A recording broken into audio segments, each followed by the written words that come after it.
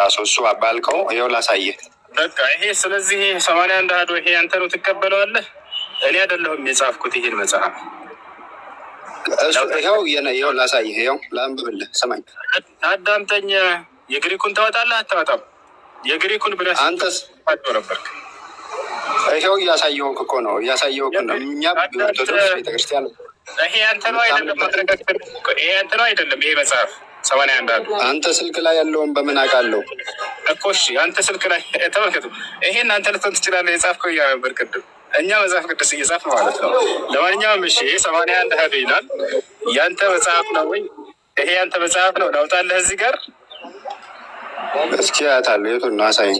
ያው ሕዝቅኤል 4:12 ያው አንብበው። ምን ይላል? እሺ አውጣ። ያው እንደ ገብስ እንጎቻም አድርገህ ትበለዋለህ። ከዚያ ቀጥለው ምን ይላል? ከሰውም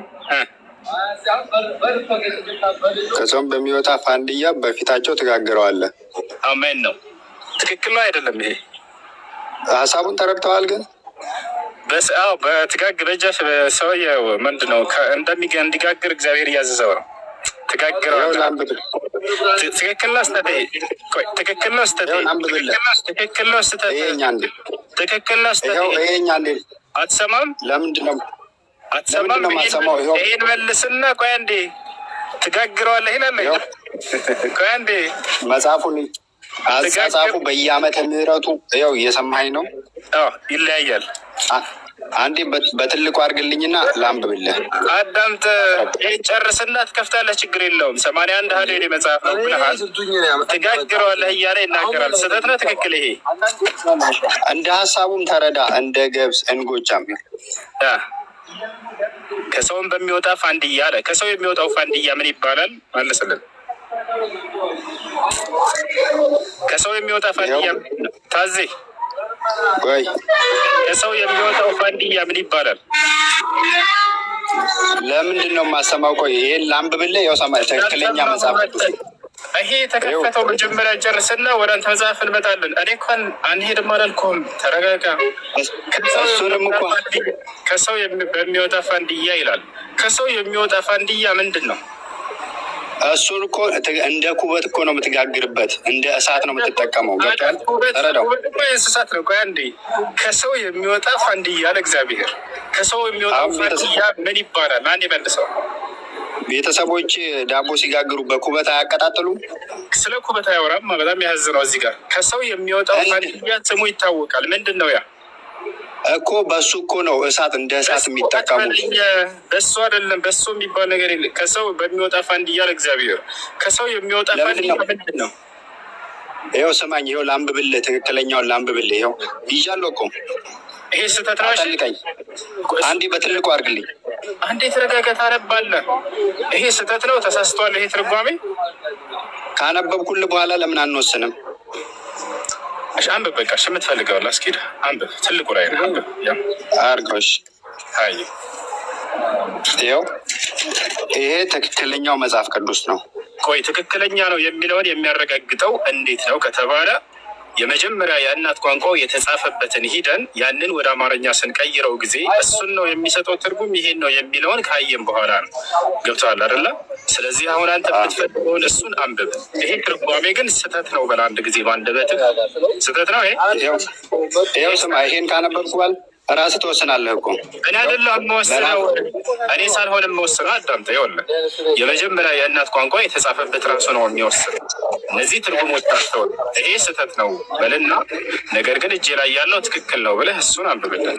አየሽ፣ አረዳድህ ነው እንጂ ስህተት የለውም። እንድትረዳ ደግሞ ትክክለኛውን መረዳት አይደለም ጥያቄ። እኔ መረዳቴን አልተናገርኩም። ወደ መረዳቴ ምንድነው አታስጠጋ። ቃሉ ላይ ያለውን ይኸው ምዕራፍ 4 ቁጥር 12 ሄድኩልህ። የገብስ እንጎቻንም ትበላለህ፣ በሰውም ኩስም ታበስለዋለህ። በፊታቸውም በሰውም ኩስም ካካኗ ታበስለዋለህ እኮ ነው። የሰውን ኩስ እሺ፣ ምን አለ? በሰውም ነው እያልኩ ያለው የሚል ነገር የለም። በሰው ኩስም ታበስለዋለህ፣ በፊታቸውም ታዳፍነዋለህ። አይዋ፣ የሚያዳፍነው ምኑን ነው? ይኸው እየነገርኩህ አይደል? የገብስ እንጎቻንም ትበላለህ። የሚያደርገው ምንን ነው? የሰውን ኩስ አይደለ? የገብስ እንጎቻ ከበላ ታዲያ አንተ እኮ ትበላለህ ያልከው የትኛው ነው? እኔ ትበላለህ የሚለው ኩሱን አይደለም። አታጭበርበር። የሰውን ኩስ ሲጀመር እኛ ኩሱን ትበላላቸው አላለም። ይሄ እናንተ ውሸት ነው። እኔ ያልኩህ ምንድን ነው? የሰውን ካካ አዳምጥ። እግዚአብሔር የሰውን ካካ ያንን እንዲያቦኩ እንዲጋግሩ ያዛቸዋል ነው የተባልከው። ስለዚህ ያንን ጋግሩ ይላል፣ አብኩ ጋግሩ ይላል፣ አብኩና ጋግሩ ይላል እዚህ ጋር እሱ ስህተት ነው። አንድ በአንደበተ ስህተት ነው። እንዴት ነው ስህተት የሚሆነው? ይኸው የገብስ እንጎቻንም ትበላለህ እያልኩ እኮ ነው። እዚህኛው ትርጓሜ ላይ 81 አሐዱ የሚለው ያሳየሁህ ላይ በፊታቸውም ከሰው የሚወጣውን ፋንድያ ወይንም ኩስ ትጋግረዋለህ ብሎ ተናግሯል። ስህተት ነው እሱ ወይንስ እውነት? ይኸው እያስረዳው ያለሁት ይኸው ይህም መጽሐፍ ቅዱስ የተጠየቀውን መልስ እባክህን። ትጋግረዋለህ አንተ ከየት እንዳመጣ በምን አውቃለሁ? አንተ እሱን ከየት እንዳመጣህ እንዴት አወቅ? ማን የሰጠህ? እሱ ሌላ ሰውም ሊያጣቀስልህ ይችላል። ሌላም አንዱ እሱን የሰጠህ ማን ነው? እንዴት አወቅ እሱ ትክክል እንደሆነ? ትክክለኛው መጽሐፍ ቅዱስ እንግዲህ እኔ የማምንበት ክርስቲያን የሆንኩት ይሄ ነው። የምታምንበት ጥያቄ ትክክል እንደሆነ እንዴት አወቅ? አንተ እሱ ያው የሚለኝን ነገር ትክክል እየሆነ ነው። እሺ፣ ስለዚህ ስላለህ ብቻ ነው እንጂ ትክክል መሆኑን ያወቅኸው። ትክክል መሆኑን ያወቅበት ሚዛን የለህም ማለት ነው። እንዴት ነው የማላውቅበት? የእኔ መጽሐፍ ቅዱስ ይሄ ሁሉ ስህተት እንደሌለው አውቃለሁ። ስህተት እንደሌለው አንተ ይህን ስለደገምከው ነው የገባኸው እንጂ ለመግባትም አልነበረም። አሁን አዳምጦች ትክክልና ስህተት መሆኑን የምታውቅበትን መንገድ አታውቅም። እኔ ግን ላስረዳህ እንዴት እንደሆነ ትክክል እሱ ይሁን ይሄ ማወቅ የምትችለው እንዴት መሰለህ? እጅህ ላይ ያለው መጽሐፍ ቅዱስ አይደለም፣ የመጽሐፍ ቅዱስ ትርጓሜ እንጂ። ይሄም እጅህ ላይ ያለው ያሳየሁህ የራስህ መጽሐፍ ነው። ይሄም የመጽሐፍ ቅዱስ ትርጓሜ እንጂ መጽሐፍ ቅዱስ አይደለም። ነገር ግን ትክክል ነው ስህተት የሚለውን ለማወቅ እንዴት ታደርጋለህ መሰለህ? ወደ እናት ቋንቋው መጀመሪያ ወደ ተጻፈበት ትሄዳለህ። የዛኔ እሱን ወደ አማርኛ ገልብጠህ ስታየው ጊዜ የዛኔ ትክክል ነው ስህተት ነው የሚለውን ትረዳለህ። እሱ መጽሐፍ ሕዝቅኤል በምን ቋንቋ ነበር መጀመሪያ የተጻፈው? መልሳሉ የተናሳ ነው። በምን ቋንቋ ነበር የተጻፈው? የተናሳ አንሱለት ቤት። ኦኬ፣ የሁሉም መጽሐፍ በአብዛኛው የተጻፈው በግሪክ እና በላቲን ነው። ማስረጃ ወጣና ትልቁ ላይ ክፈት። ያላ ስልኬን እየተጠቀምኩበት ነው። ሌላ ስልክ የለኝም። በመጽሐፍ ቅዱስ ነው እያየሁ ያለሁት። እኔ ስልክ ይዣለሁኝ። እዘዘኝ ይከፍትልሃለሁ። እና የቱ ጋር ራሱን ክፈተው። 4:12 ክፈተው እና ሀሳቡን ተረዳ። እንዴት አድርጌ ልጻፍ? የቱ ጋር አውጣለህ? ዕብራይስጥ ወይንም ላቲን ምናምን ብለሃል። ግሪክ፣ በግሪክ አውጣው። እሺ ምን ብዬ ልጻፍ?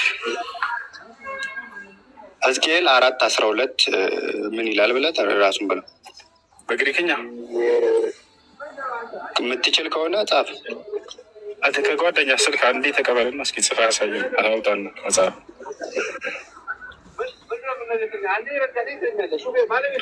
አንድ ከጓደኛ ዞር በልና መቼም ብቻህን አይደለም ዓለም ላይ እየኖርክ ያለው። ዞር በልና ከነዘለቀሱ አንድ ስልክ የሉ ለማንኛውም ቆይ እንዳትሄድ እኔ ራሴ ያወጣልሃለሁ። እንዴት እንደሚወጣ ምራታ ታረኩ ችግር የለም ግን ላውጣልህ። እሺ ስለዚህ አሁን የት ጋር ባይብል ሀብ የሚለው ጋር እዚህ እንሄዳለን አለ። በነገራችን ላይ ትናንት ራስህ ጎግል ትክክለኛው ላይ ተረጉም ይችላል ብለሃል። ትናንት ራስህ ጨነቀው ላወጣ ስላውጣልኝ ብለህ ራስህ ላወጣ ስል እንደገና መቃወም ጀመረ። ምን እናድርግ ታዲያ? የሚያስጨንቅ ነገር የለም። ራስህ ከምላስህ ብልሃል አላልክም? ቁርአንን ስንተረጉም እሺ አንተ ራስህ አውጣ። እሺ ወደ ላይ ታስተጋሽ ና ራስህ አውጣ እንዳሳየን ብልሃል አላልክም? ጉግል ስትተረጉም ራስህ ብለህ እኔ ጉግል ላይ አይደለ? ይኸውልህ አዳምጠህ የራስህ የገዛ መጽሐፍህን ነው በዕብራይስጡም ማውጣለህ፣ ሌላ አይደለም። እንደዛ ከሆነ አውጣ። በጉግል ልትተረጉም መስሎኝ ነው። አውጣ። ለእኔ አልተረጉምም። አንተ ራስህ ለምታወጣው በኋላም ስለምታስተባብል ራስህ ነው የምታወጣው። ሂድና ስልክ ይዘህ አውጣ። ስልክ ይዘህ ትክክለኛውን እኮ አሳይቻለሁ እኔ። እሱ ትክክለኛ መሆኑን እንዴት አወቅ? እንዴ የምማርበት ህይወቴ እኮ ነው። እንዴ አንድም ስህተት የሌለበትን ለዚህ እኮ ነው የማምንበት እኔ እኮ። ማስረጃ ትክክል ለመሆኑ እሱ ትርጓሜ ማስረጃ ምንድን ነው? ቁርአን ማስረጃ ምንድን ነው? አሁን ወደ ቁርአን መጣ። እሱ ትክክለኛ ትርጓሜ ከአንዴ ትክክለኛ ትርጓሜ እንደሆነ እሱ ማስረጃ ምንድን ነው? ትርጓሜ በነቢያት የተነገረው መፈጸሙ ነው አይደለም። እሱ አማርኛ ትርጉም ነው። እባክህ የምጠይቅህን አዳምጥ። ይኸውልህ እሱ ትርጉም ነው አይደለ? መጽሐፉ የመጽሐፍ ቅዱስ ትርጉም ነው ብለህ ነው የምታምነው አይደለ? እሱ እንጂ መጽሐፍ ቅዱስ አይደለም። አዎ እንደሱ ከሆነ ትክክለኛ ትርጓሜ መሆኑን እሱ ላይ እየተቀመጠልህ እንዴት አወቅህ? በርካታ ትርጓሜ እያሳየሁህ ነው። ሁሉም የተለያዩ ትርጓሜዎች መጽሐፍ ቅዱስ ያለ ምክንያት አልገባውም። ስልኬን እየተጠቀምኩበት ስለሆነ ነው እንጂ በግሪክ ሰምቼ ነው የመጣሁት። አይቼ ነው ቃ በቃ እንደሱ ታደርጋለህ። አሁን ምን ታደርግ? ሲጀምር በግሪክ አይደለም ብሩክ ይላል የተጻፈው። በግሪክ አይቼ ነው የመጣሁት አለ። ግሪክ እንደሚያውቅ ሰው ደግሞ ሊያጫውተዋል።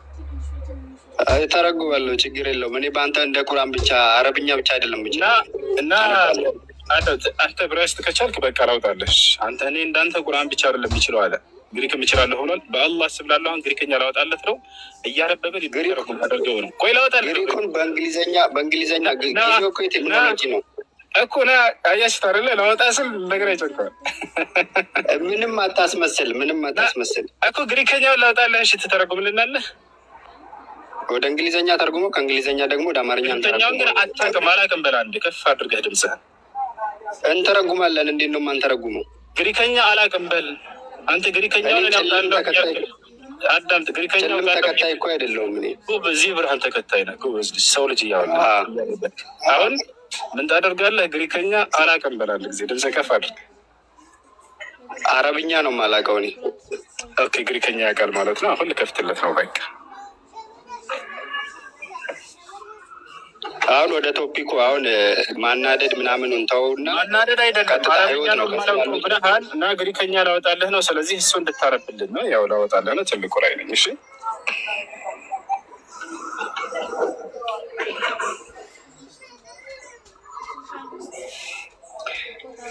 ብቻ ቢሆን እስኪ ግሪከኛ ነች ምን ትላለች?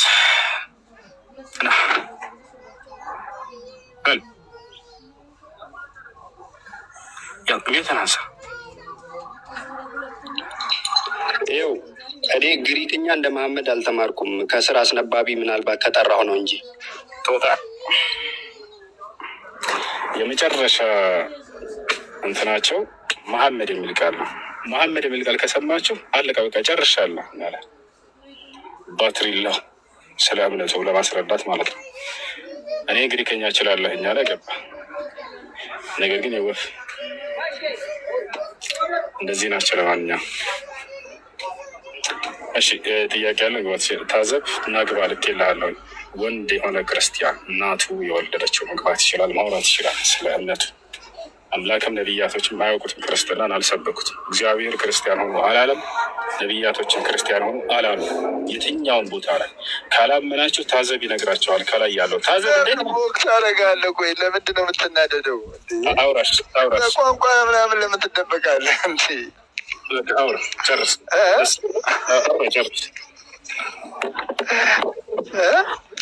ማውራት ትችላለህ? ወንድ ልጅ ነህ?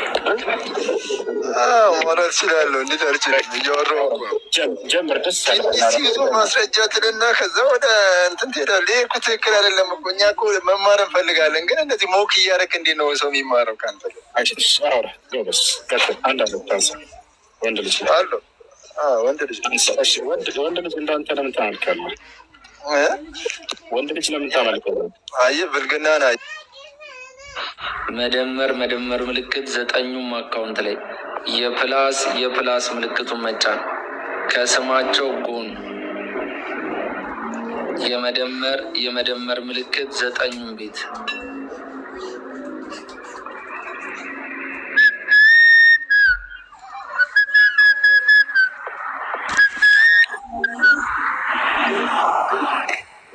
Don't